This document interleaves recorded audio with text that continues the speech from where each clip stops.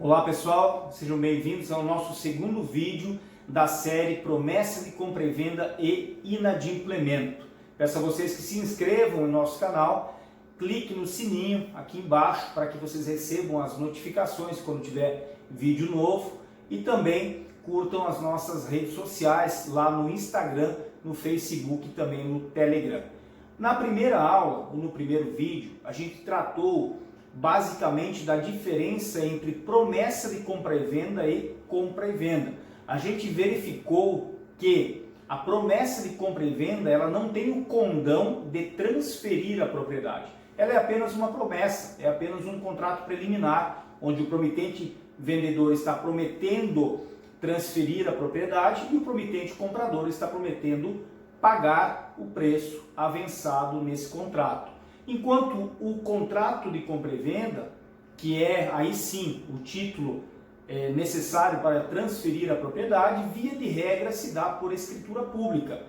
Essa é a regra geral. Em contratos acima de valores superiores a 30 salários mínimos, o instrumento adequado, segundo o Código Civil, é a escritura pública, salvo as exceções. Estamos falando aqui da regra. Então, essas são as diferenças básicas da promessa, que não transfere a propriedade, a não ser que seja judicialmente, através de uma adjudicação compulsória, através de uma obrigação de fazer, mas ela não tem o condão de transferir. Eu vou precisar de um segundo ato, vou precisar ou da escritura ou de uma ação judicial. Enquanto a escritura pública, sim, essa é contrato, essa é promessa, essa é a compra e venda, melhor dizendo. Então ela já tem o condão de transferir a propriedade, desde que, lógico, registrada lá no registro imobiliário.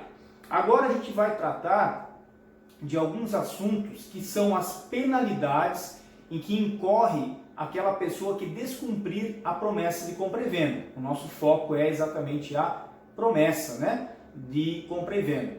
Então, a pessoa que descumpre, ela pode ser inserida em alguma das penalidades previstas aqui no Código Civil, na parte de obrigações. Então eu tenho a cláusula penal, eu tenho as perdas e danos, eu tenho a questão das arras, que é um negócio um pouco confuso, as pessoas não entendem muito bem o que é arras. Então a gente vai explicar tudo aqui, cláusula penal, o que é arras, o que são as perdas e danos, tudo mastigadinho aqui para vocês. E hoje eu escolhi falar sobre a cláusula penal, que é um tipo de penalidade que vai normalmente estar inserida dentro das promessas de compra e venda. Quando é que ela é aplicada?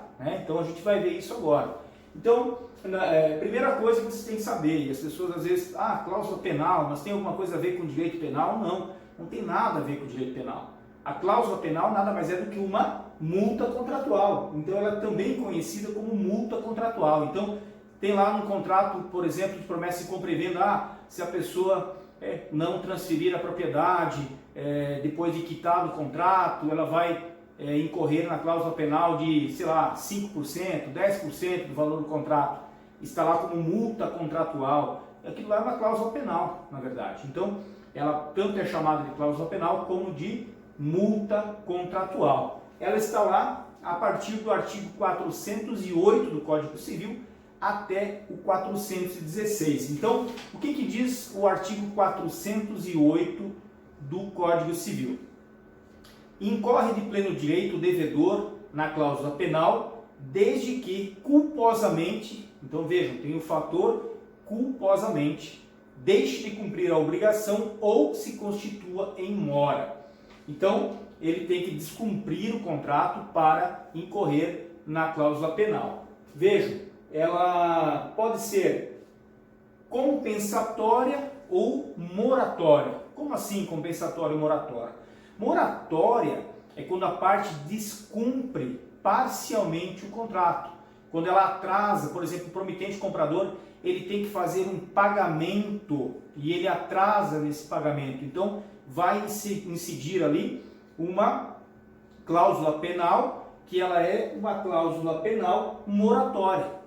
É a mora, chamada mora. Então ele atrasou, ele vai ter lá, 2% de multa em caso de atraso, em caso de inadimplemento. Essa é a cláusula penal moratória. mas também existe a cláusula penal compensatória. A cláusula compensatória é para o descumprimento total do contrato. Então, a moratória, via de regra, descumprimento parcial, e compensatória, descumprimento total daquela avença, daquele contrato de promessa de compra e venda. Outra coisa que a gente tem que ver, descumprimento parcial, ela é automática, então ela incide de pleno direito, né? Eu não preciso comprovar nada além de que a outra parte descumpriu o contrato. Então, ela vai incidir. A parte descumpriu o contrato, vamos dizer que seja um descumprimento total do contrato, automaticamente vai incidir essa cláusula penal, mesmo que seja parcialmente. Então, ela incide de forma automática, né, de pleno direito, que a gente costuma falar. Então, a cláusula penal, ela tem um objetivo de pré-estabelecer uma indenização a favor da parte inocente e contra a parte que descumpriu essa promessa de compra e venda. Então, ela já é uma indenização pré-fixada. Por exemplo, a parte que descumprir o contrato de promessa de compra e venda, aí, claro, vai ter um monte de obrigações previstas lá na promessa, né? Aí, claro, temos que ver que tipo de promessa que é, se é uma promessa de compra e venda, né, do tipo compromisso de compra e venda entre particulares, né, ou se é uma promessa de compra e venda do tipo anterior ao prédio ficar pronto, a obra ficar pronta, se for um condomínio, por exemplo. Então temos que ver que tipo de promessa que é essa. Mas via de regra, então, essa cláusula penal ela tem um condão de já pré-estabelecer uma penalidade que vai servir para suplantar as perdas e danos da pessoa que foi prejudicada. Então, o contrato é de R$100 mil e a cláusula penal é de 10%. Então, eu já estou fixando uma perdas e danos de 10% já através da cláusula penal para aquela parte que sofrer o descumprimento do contrato pela outra parte. Então, uma pré-fixação da indenização. Ela pode ser ajustada também como valor mínimo de indenização. As partes podem prever o seguinte: se a outra parte descumprir o contrato, a parte incidirá, a parte que descumpriu, contra ela incidirá a cláusula penal de, sei lá, 20% calculado sobre o valor do contrato, se podendo ser cumulada com eventual prejuízo que a parte prejudicada venha a comprovar. Então, se, por exemplo, é um contrato de R$100 mil, a cláusula penal é de 20%, mas a parte, em razão do descumprimento da outra, ela teve um prejuízo de R$30 mil, então aquela cláusula penal de 20 mil, 20% sobre 100 mil, 20 mil, não é suficiente para cobrir o prejuízo que ela teve. Então ela vai poder cobrar essa diferença, mas para isso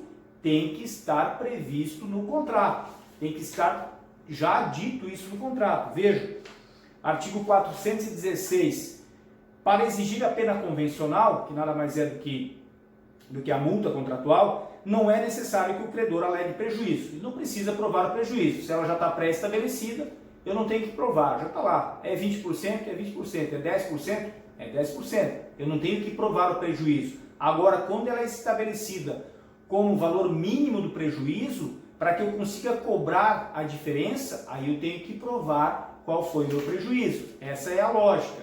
Espero que esteja entendendo. Veja, parágrafo único. Ainda que o prejuízo exceda ao previsto na cláusula penal, não pode o credor exigir indenização suplementar se assim não foi convencionado. Então, se não foi dito nada, só foi dito o seguinte: contrato de 100 mil, cláusula penal de 20%.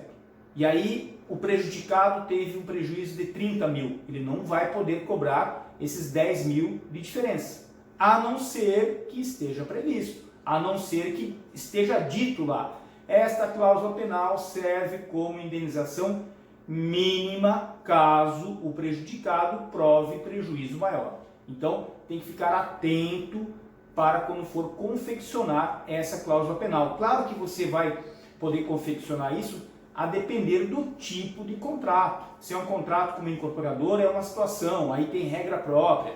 Se é contrato entre particulares, tem outra situação. Então você tem que analisar sempre que tipo de promessa de compra e venda você está trabalhando. Continua aqui no parágrafo único.